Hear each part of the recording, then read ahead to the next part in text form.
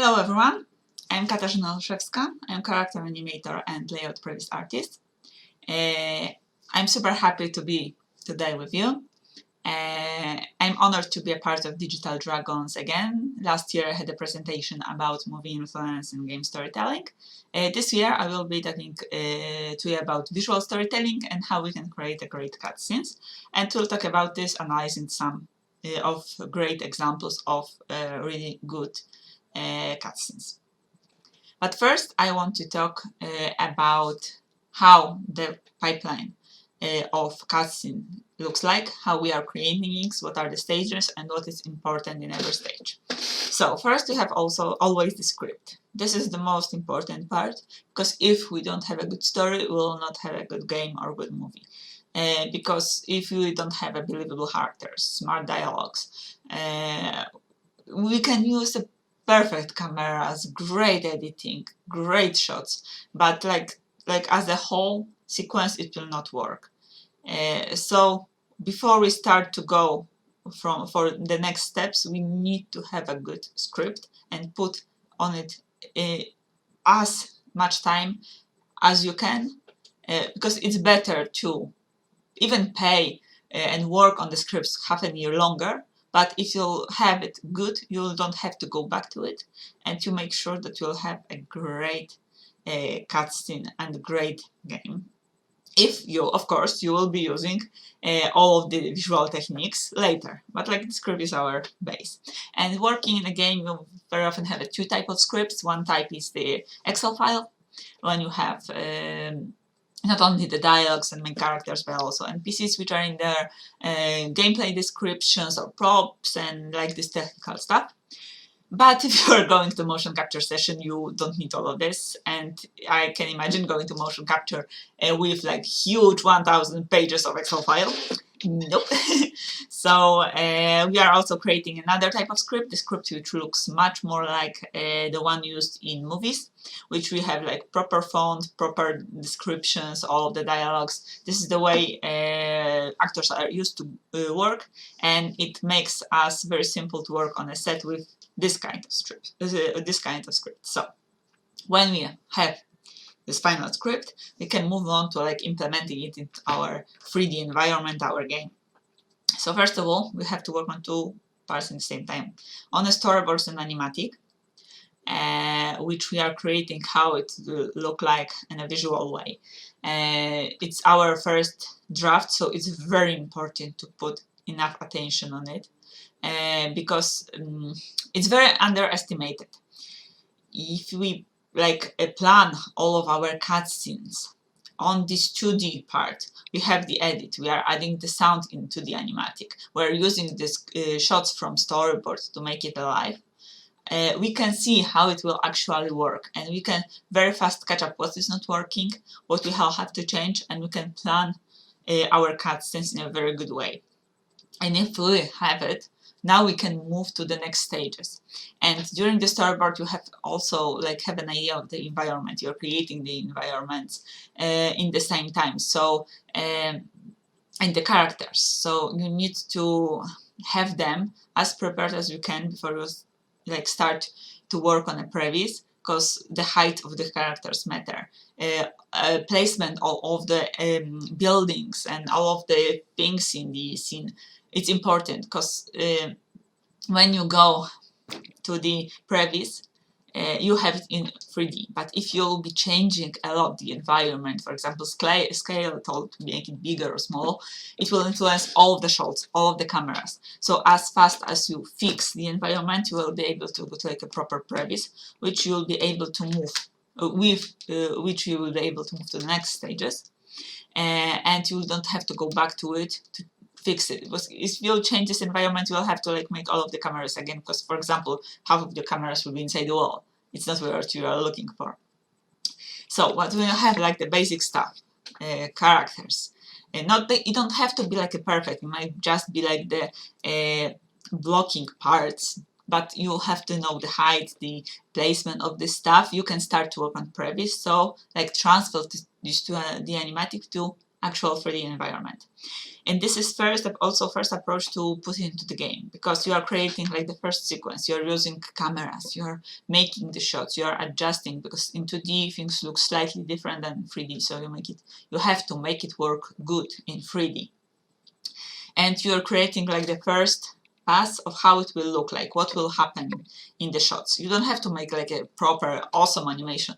It's like you have to mark what will happen, where the character is walking, bending, or this kind of stuff, to see how the story goes and if it works, and how to improve it, change it before you will go to motion capture. So this is very important, to block the previs, have it done, and then to go to motion capture session, because then you know what you are looking for, what kind of acting, what will happen in this scene. And in the same time, this final previs with the sound, you will put into the engine. For now it will be probably temporary sound, but still you'll have like something to adjust the rhythm and check if it works. Also, this is the first time you can try your cutscene with the gameplay, and then transition between them. When you have this previs and you are ready to move on, you go to motion capture session. And motion capture session looks very similar to the actual set on the movie. You need to have actors which are prepared, which know the dialogues. After rehearsals, you have to have a director who really knows what he or she wants. You really need to have everything prepared, checked. If you have stairs, it's good to check the environment stairs, how high they are, so you can record a proper mock-up. Remember, if you have girls on high heels, have girls on high heels on motion capture sessions. The way how girls are walking on high heels is totally different than how they are walking on a flat shoes. And adjusting it later, it's a nightmare for animators, so please remember about this one. So in this motion capture session, you're working with actors, recording everything, making not only the recording of the movement of course in a 3D, but you also have the cameras which record what's happening, for animators for references, and for edit to take the best takes which we want to use in our cutscene. When we have them selected, we also have more and more often we have also face and motion capture which we can use, but we can all put it into the scene. And this is the layout. You are putting all of the mockups you got from a motion capture, you are selecting them, cutting, preparing, putting into the layout. And so you are using all of the things from previs, but implementing the mockup, you need to adjust cameras to make them look better, works, because sometimes on layout we think that characters will walk this way, but later on the mock-up session, character walks faster or slower, also different, and we need to adjust cameras to make it work properly. It's also very often with the fight scene, when your actual movement from the set is slightly different than it was in our previs, so we need to adjust it to have the general idea is it must work the same, work good, but with usage of this new stuff, so we need to reframe or change lenses for some of the parts of the previs to make a proper layout. And only with the final layout, when we already have our animations selected, mockup data implemented, and everything is prepared, cleaned, from all useless stuff, we can actually go to animation, give it to animators who can improve the movement, clean it, add some additionals from themselves to make it work better. Because not everything which works in a normal life, not everything goes to mockup, and some animators are able to see this and add some even small movements, small tricks to make it looks better. And this, when animators finish it, it goes to our engine. We can see it how it looks like with the final props, with final characters, final environment, lighting, and everything. So this is what we are looking for, and we can put into the our final game. So today I want to show you also how it looks like in practice. So we will have it's not a cutscene, but it's the trial for Last of Us, and when we can see how it worked with the previs, how it worked with the layout, with motion capture, and with how it looked like in a final project, and you can see how similar all of this is. Of course, the shot length changes, timing slightly changes, but like general idea is still the same. So enjoy it.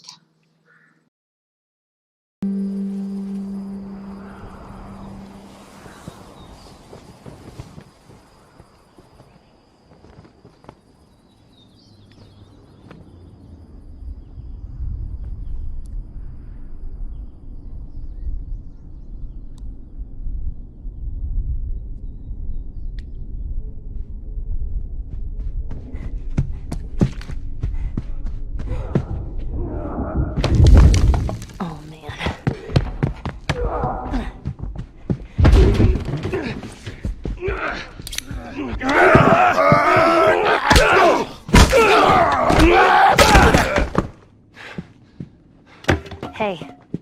There you are. Are you okay? Better than that guy. Search him. I'm gonna take care of his buddy and then we quit this place.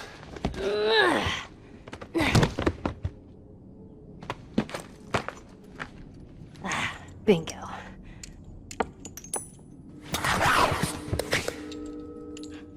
Ellie, come on. Go.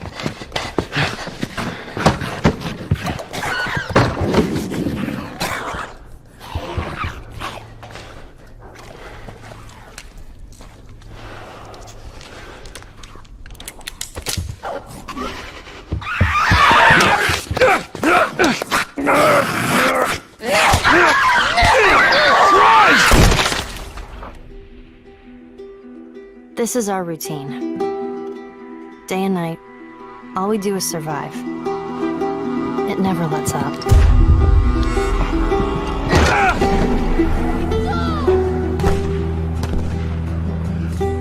He tells me how these streets were crowded with people just going about their lives. Must have been nice. So let's move to our examples. So first of all, we'll focus what's in this cutscene is about, what the story wants to tell, what the emotions we want to show. Later we'll talk about staging and scenography, how characters are moving, how the scenography looks like, what we have in the shot, what's like the most important part, what is less important. So we have to make sure that we are showing what we want to show and not distract our viewer. We will talk about, of course, camera placement, movement, and shot composition. So how the camera works, what we'll have in a shot, how the camera moves to help to tell a story, not distract the viewer. And of course, we'll talk about edit, how we are combining these shots, because we can have a nice shot, but if they are not working together, the story will not tell itself properly. And of course acting, because we have characters, we want to that they show the emotions, so how we are working with motion capture, so this is very important part of our cutscenes. And of course lighting and assets and everything was influence the visual part of our characters and everything we have on the screen. How we are working with music and sound effects also to improve the story and help it not distract. And of course, as we are working in game industry, we'll talk about gameplay, cutscenes, transitions to make it believable. So this is like the basic stuff we will be talking about. So right now we can move on and analyze our examples.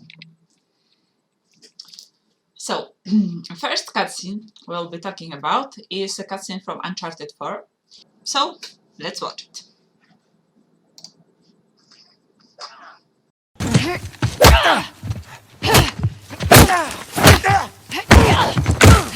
Okay, wait. Hey, Nadine. Great to see you again. Okay, mango. What are you on about? Oh, it's my safe word. Are you always this clever? Have my moments. Yes. You and your brother have proven yourselves the more capable treasure hunters on the island. Shame we're not on the same side. Hey, there's still time. Trust a Drake. I'm not falling for that again. Hey, just let's talk about it.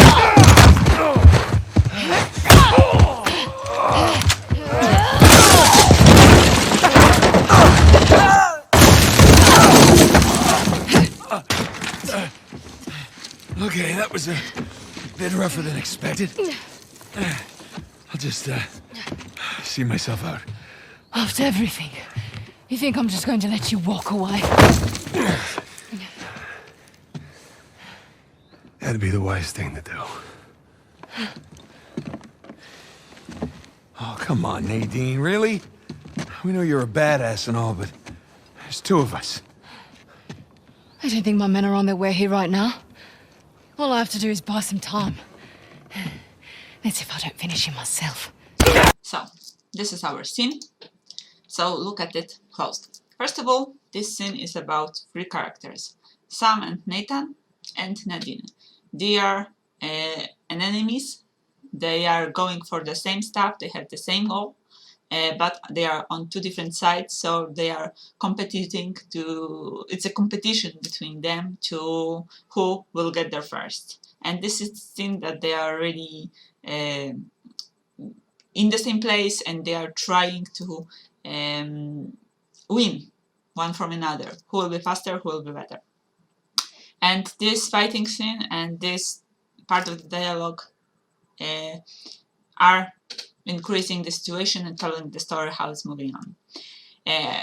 First of all, let's look at the environment. It's very simple. We have just small things which we are using. There is no important stuff in the background.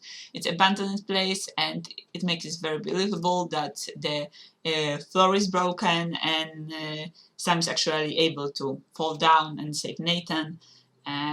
So all the environment support the story that they are somewhere hunting for a treasure. This is a really nice camera movement in this sequence with really nice choreography.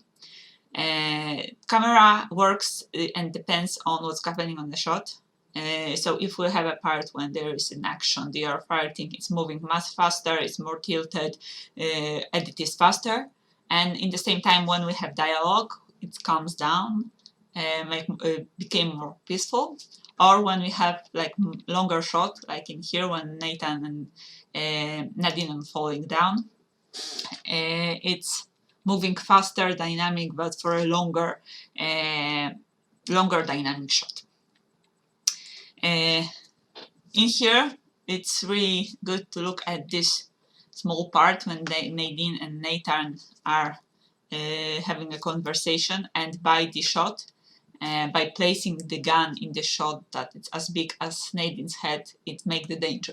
And we see this domination between, like, in this moment, Nadine is totally dominating, and she's winning over Nathan. And Nathan is keeping his head, still alive, and tries to be funny and tries to be brave, but in some point, he knows that he may be in danger in this moment, and it's the Sam who actually saves it, and we are losing this feeling of dominance created by this low and high shots when Sam is actually falling down, and the whole composition is changing, and we are again on the same level, so nobody is winning in this moment. And this is the way how we can increase this feeling by proper usage of camera. Really nice also thing is when we want to have a dynamic movement.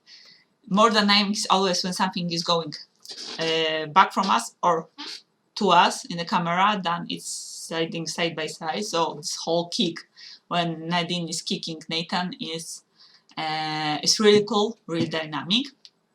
Also, all of the changes of the characters in the on the screen, that Nadine is on the right, is on the left. This all changing happens on the screen, so we actually see when Nadine is going around Nathan, or she's throwing him over the shoulder.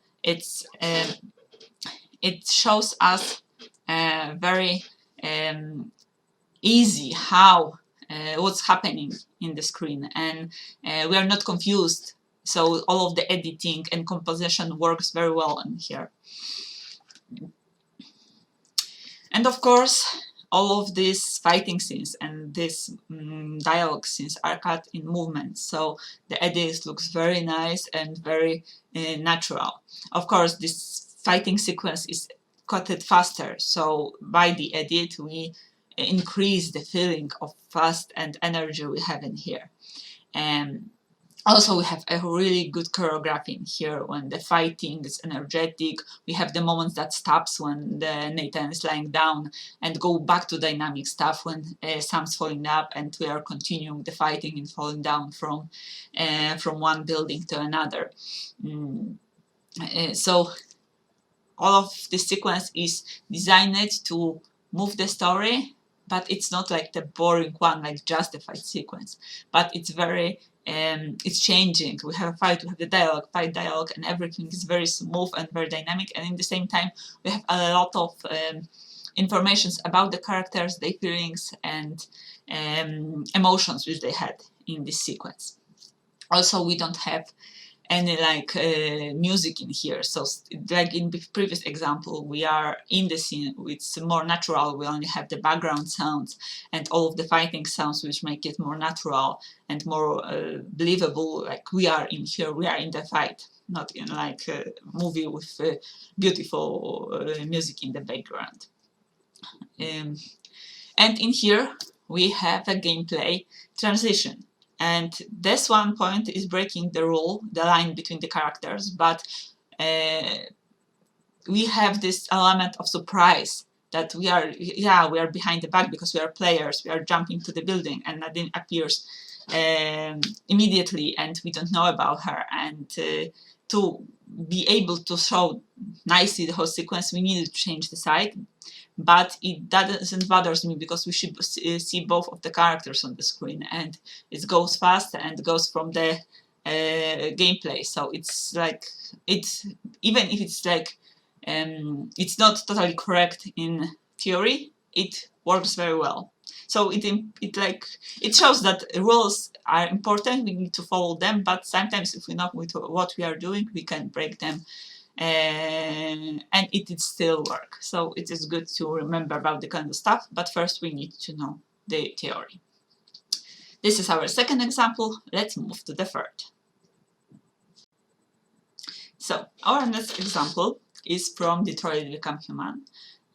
It's a very specific game because the whole cutscene is also in a gameplay, and gameplay influenced the cutscene, cutscene influenced the gameplay in this particular game, particular sequence. So it's very interesting, very complicated.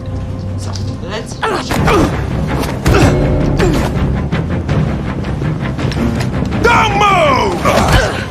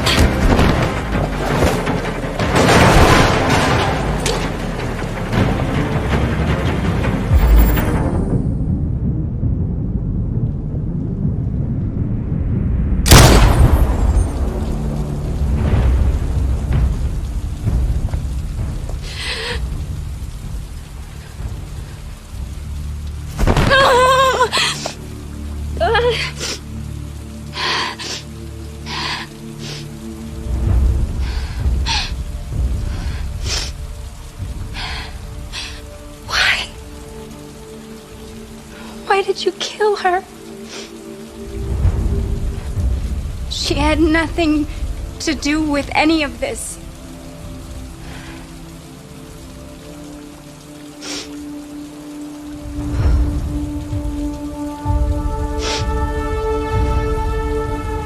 When that man killed that Tracy, I knew I was next. I was so scared. I begged him to stop, but he wouldn't. So I put my hands around his throat and I squeezed until he stopped moving.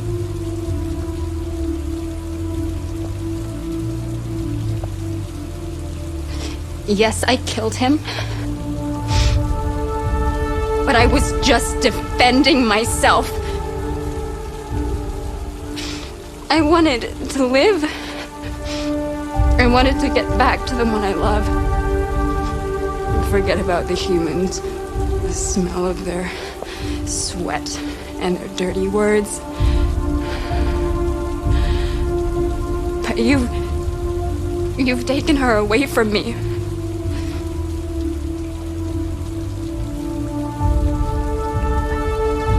I love her. I loved her.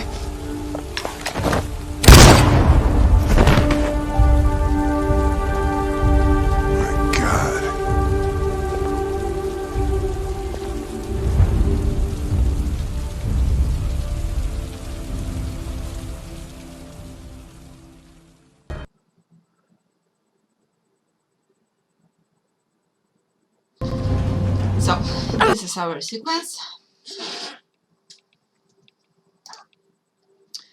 Let's look at it closely.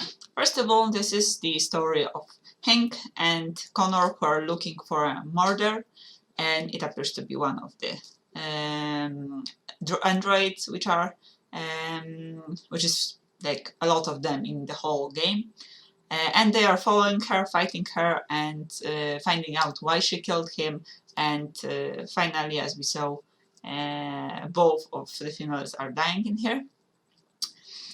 So first part of this cutscene is very dynamic, very energetic, because it's fight and a lot of cuts and a lot of movement and action. And the second part is very static, in the contrast of the first part, with very peaceful and but dramatic and heartbreaking, because like it appears that it's not just a murder, it's the whole story behind it, emotional story. As the environment, we have two places which are connected, like huge environment inside and outside, and we are moving from one to another. We are using a lot of props, a lot of parts of the environment, so this whole sequence, fight sequence, was very complicated to be created for the choreography, for all of the assets and everything to place in the proper place, make it look believable and very good and dynamic. So creators made a really good job about this sequence. Because this starts so fast and it's so good lit, and we for all the time we have the characters, even if we are following Connor, we see in the background Hank and what's happening to him. We exactly know what's happening, and even a lot of movement and a lot of side changes. We know exactly what's happening because all of the side changes, like we have Connor on the left and the female on right, and they are switching, everything is happening on the screen. So we actually know what's going on and who is where, and we are not confused, and we know where the others are, like in here. We are from the shot just on Connor and the girl, we see that Hank and the other girl are in the background. So we are not lost, and we don't forget that we have not just Connor, we had also the other characters in there. And with all of this fighting sequence, we had tilted camera, very dynamic movement, big noise, what makes this more dynamic, more energetic. We have a lot of cuts, which make it like a good fighting, interesting scene. And it's changed. It slightly stops when they are going outside, but we are still fighting, so it increased. We had a really impressive long shot in here when Connor drags the girls and he's fighting with the girls outside. It's a very, very, as you can see, long shot, which is continuing and showing us the whole action with the three characters. So it's very impressive that they were able to do so interesting sequence, not losing characters, and making it so dynamic with one shot. And everything changes in the last part when the character of the girl is dying, is killed by Connor. All the cameras stops to be tilted. They are parallel to all lines in the screen. They don't have such a huge noise. They have the same small noise like we had previously in Uncharted. It's very peaceful, and it changed just for 1 second when the droid decides to kill herself, and we had the tilted camera. You can see it very well in here that everything is nice parallel, and later when she decides to die and she's killing herself by Connor's gun, we are tilted. So this is like the small way how by the composition we can influence the feeling of the whole sequence and influence the viewer. We also have few different interesting ways to show some stuff in this sequence. First of it is using of course we have a lot of gameplay like marks when we are using, and it's impressive that how they have to be prepared, how many versions they had to create of the particular part of the sequence to if the player is able to click as fast as he can, or if he is choosing what he's choosing to do, to blend all of these sequences to make it like the feeling of the movie and no mistakes. So it's like huge and really impressive. Very interesting thing they used was when Connor has a choice what to do, if he's going to go right way or the left way, fighting with the girl. And they are using, we have a camera, but for this moment we starting to be in slow motion, we move back on the camera and on the lenses. So the perspective is changing, everything is changing, and we see these two different options. So it's really nice way to stop the action for the player to be able to decide what he wants to do, but in the same time we are still in movement and in dynamic way, so we are not losing the idea of the fight, and we have to, as a player, decide very fast. Also, we have similar thing in here is when Connor shots, we have the girl who is starting to be in slow motion, and it's the moment we're deciding if we kill her or not. And it's, we know that this is important choice, and this adding the slow motion, and it adds the dramatic feeling to whole this sequence.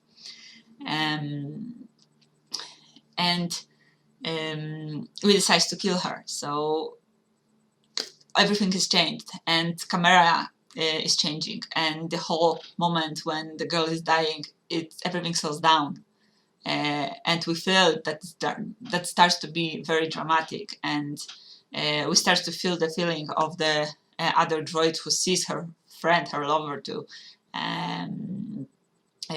die, and this is the moment when everything changes. So using different techniques like lenses and changing lenses or the slow motion can be used to increase what we want to say in this particular sequence, but we really need to use it wisely, not too much, because then we will lose everything. So in here, when we have like 2 or 3 moments in this kind of sequence, it's totally enough, and it works the way it should work in the particular places.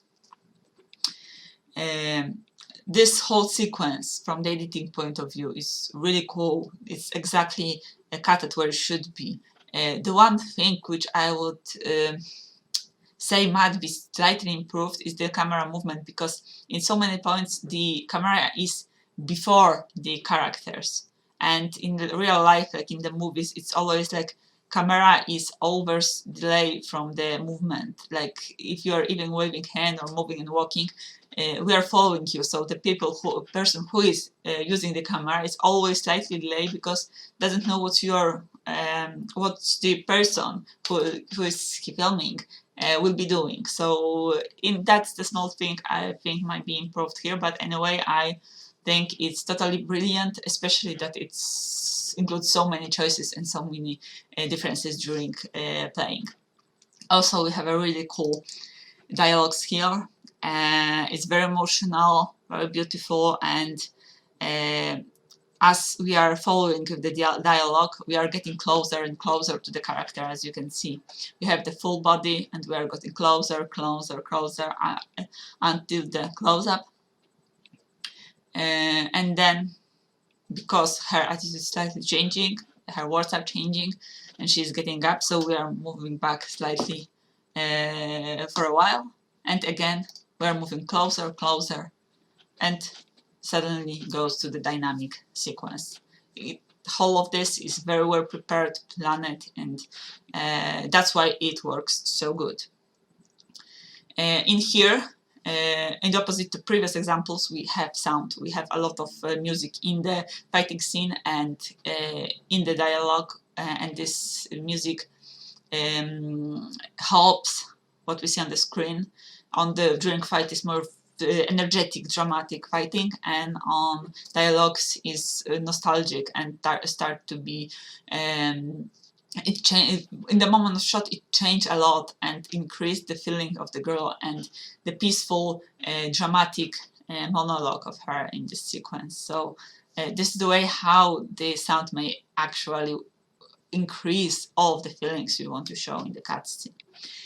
The whole sequence from the gameplay point of view is it's not complicated gameplay, but it's very complicated to create, to make it like a fluent movie, and very impressive to add so many choices which really influence what's happening on the screen, and how many versions they had to plan, how good they had to blend the mock-up to make it work this way. So I have to say that's from the technical point of view, it's one of the most impressive games I played.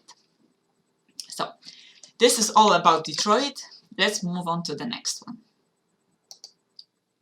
So our next example is from God of War. Let's watch it.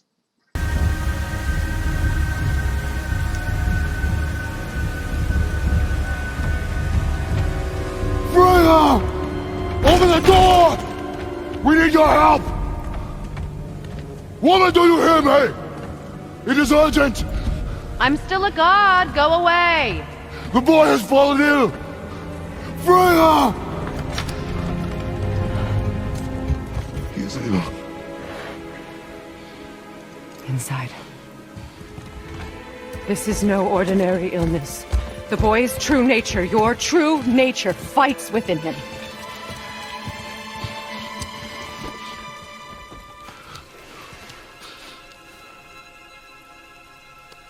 I did this to him. Will you help me? Of course. There is a rare ingredient found only in Helheim.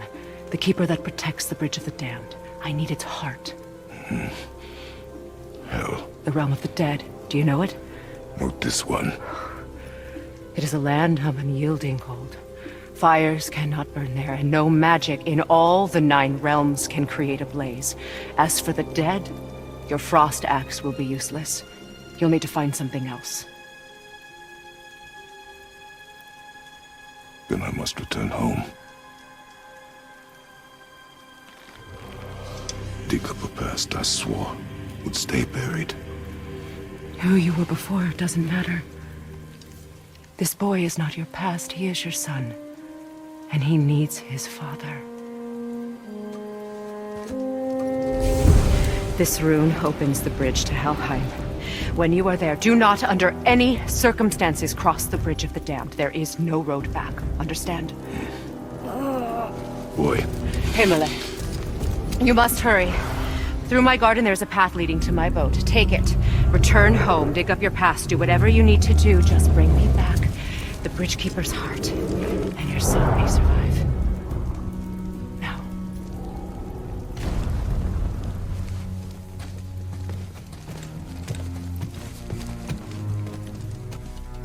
Freya. When last we spoke, I was... No. You were right to distrust the word of a god. No need to explain. Not to me, not for that. I will keep him safe. That's a mother's promise.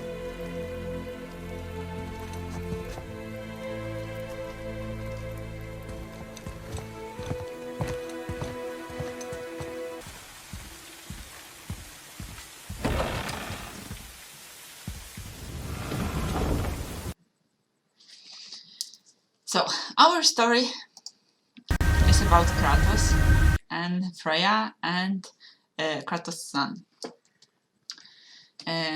We don't have an edit here, as you can see. It's one long master shot, so the approach we had in this kind of cutscenes, it's slightly different than when we have an edit and we can cut between the shots.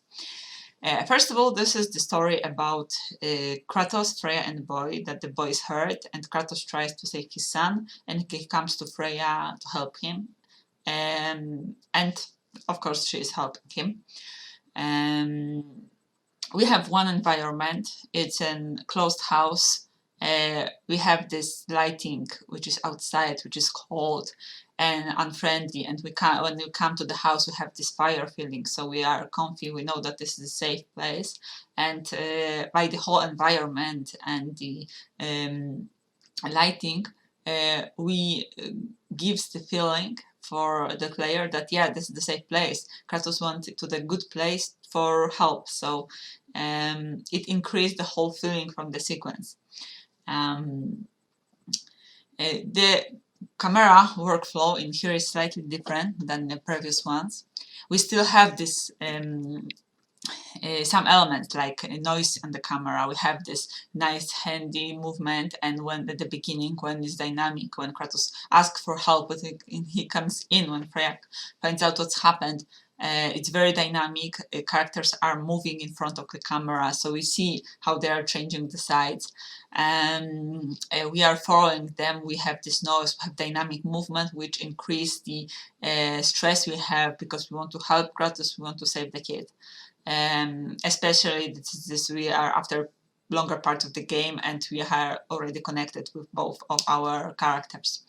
And the whole like movement on the cameras is stops and became more peaceful when we have more emotional conversation.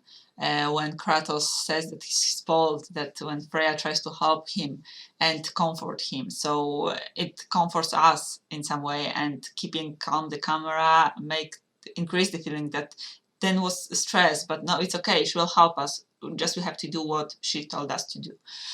So by the camera we are influencing our feelings when we are playing. We have like a long shot, we still keep the rules of movement. Our characters move in front of the camera and we see how they are changing sides, or everything is well planned. In here we have, like you can see, Kratos is on the left, but we see how he switched to the right side and later on the right side of this whole time, so everything is consequent. When we have a moment when Kratos admits it's his fault and we want to increase that he is asking for help, we have this shot from the top over the shoulder of the Freya.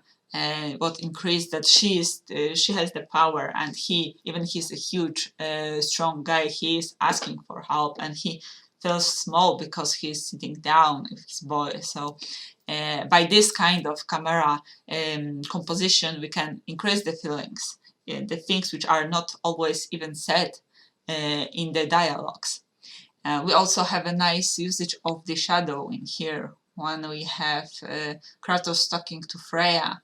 And in some point we don't see Freya, but we see her shadow, so she is still in there and she's taking care about them. So it's a very nice trick. If we like, from some reason we need to remove character from the scene, we can also do it in this way. So it's very nice, and especially if it's the fire, it very influences. Also, we with this kind of camera, we sometimes need to hide some effects. And when Freya gives some stuff to Kratos, we see that she's starting doing something, but we don't see actually what's happening because camera goes up. It's probably because of technical reasons. This kind of tricks help us create the game, but in the same time tell the story very well. We see on the screen what's important. For like in here we had Kratos. We moved down to the boy who is dying, and then back to all of them. That they are all here. They are trying to solve and save the boy. And from the moment of Kratos admitting it's his fault, and all of these cameras are not so noisy, but they go back to the noise when they feel that something's going wrong with the boy again. It's getting worse and worse, and then Kratos is going and following the Freya advice and listens to her. But in the same time, we have a really nice moment, which is in here, where we have this shots when the characters are distanced from each other, but in the same way they are connected. But because Kratos is admitting that it's his fault, his fault that he wasn't, he was mean to Freya and behaved very bad to her, and he wants to apologize, because even that he was such a bad person for her, she still wants to help him. And all of this is starting from the gameplay, ending with the gameplay. The transitions rather smooth. Slightly we can feel on the camera the difference, but still it's not so bothering that it distracts us from the playing. So everything is here. It's really nicely done, and impressive that it's one long master shot. So all of the mockups, everything had to be blended in believable good way, and we don't have the time changes. We are like 1 second in here, 1 second in live, and the player, so we are with the characters basically all the time for the whole game. And that's all about God of War. Let's move to the one and last one cutscene we will be talking today about. So the last example we'll talk about is The Last of Us Part 2. It's the sequence with Joel and Ellie in the space. And this is my personal favorite because of how, by simplicity and good knowledge of movie techniques, we can tell the story in a very simple but powerful way.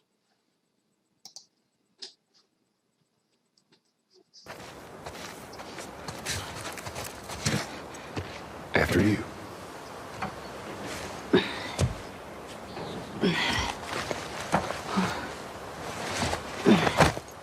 Watch your head.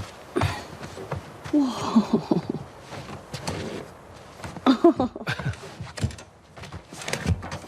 What the heck?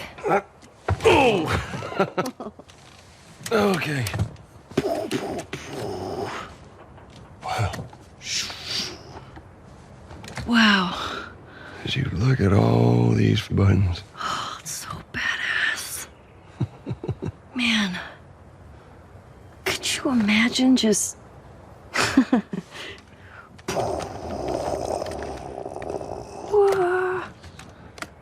Happy birthday, kiddo. What is this? This is a thing that took a mighty effort to find. Take it.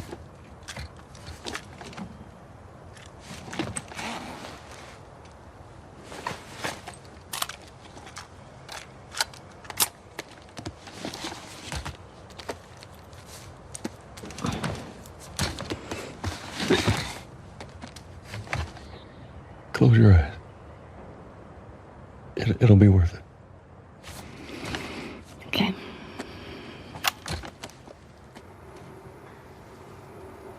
Seconds and counting. Astronauts report it feels good. T-minus 25 seconds. 20 seconds and counting. T-minus 15 seconds. Guidance is internal.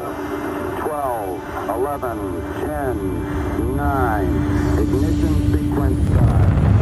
6, 5, 4, 3, 2, 1, 0. All engine running. Liftoff. We have a liftoff. 32 minutes past the hour. Liftoff on Apollo 11.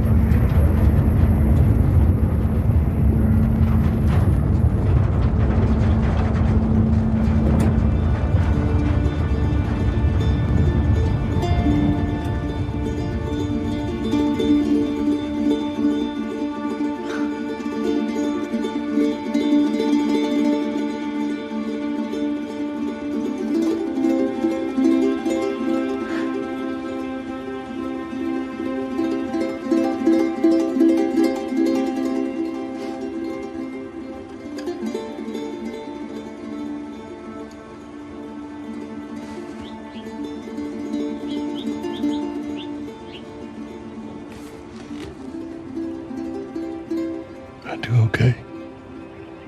Are you fucking kidding me? You're welcome, kiddo.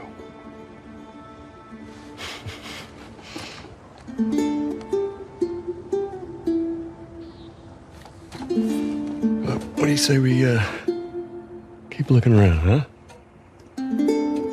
Yeah, I guess.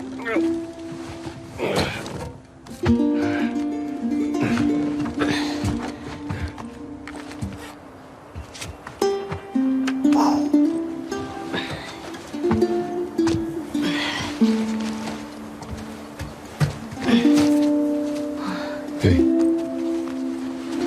Welcome to Earth. Yeah.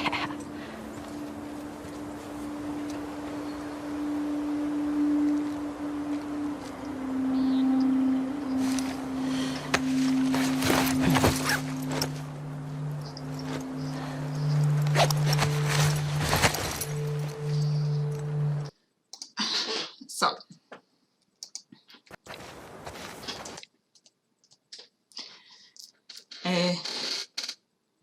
this sequence shows us how, in a simple way, we can tell a powerful story.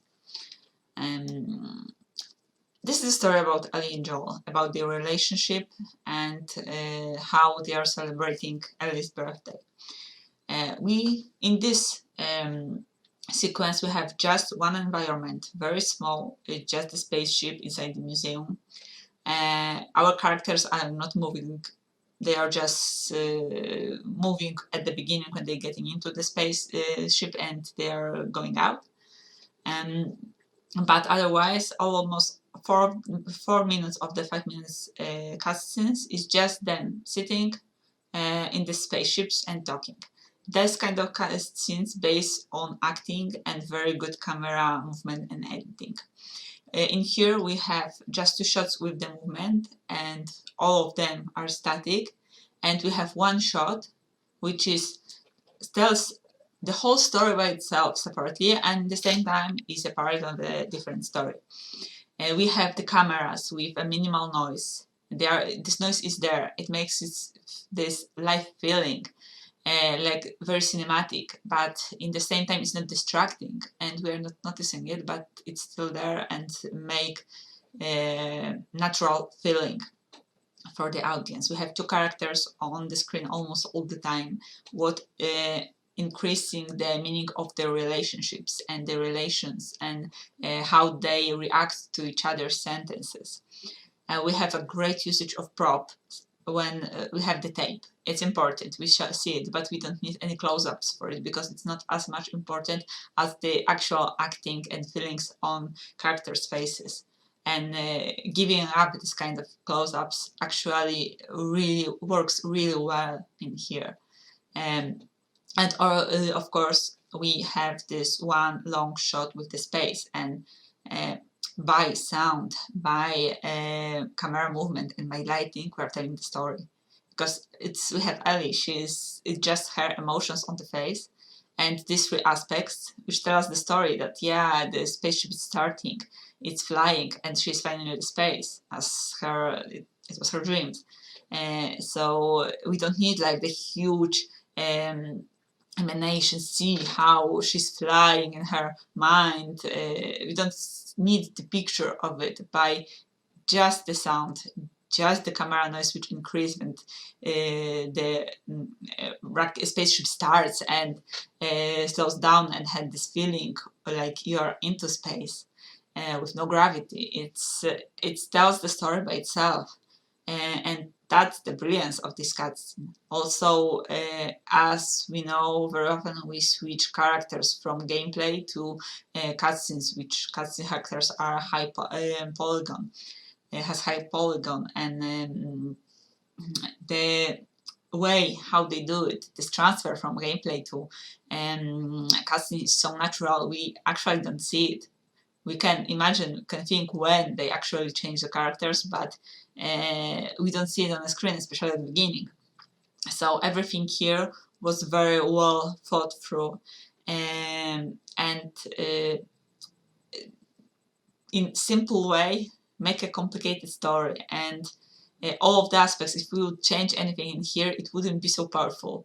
So it takes a huge effort to create something so simple and so good in the same time. And this is the thing I encourage you to do. Analyze everything that you do. Think what's exactly important in this particular shot, in this particular sequence, and focus on this. Because then you'll have some very clear but powerful message. And that was our last example. Thank you very much for your attention. I hope you like it. I hope I encourage you to analyze more cutscenes by yourself, to create your own cutscenes and learn from the things which others do, and to tell the stories as best as you can. If you have any questions, you can contact me by social media, or of course ask me any question during the Q&A. Thank you very much for your attention, and see you in the Q&A. Cheers!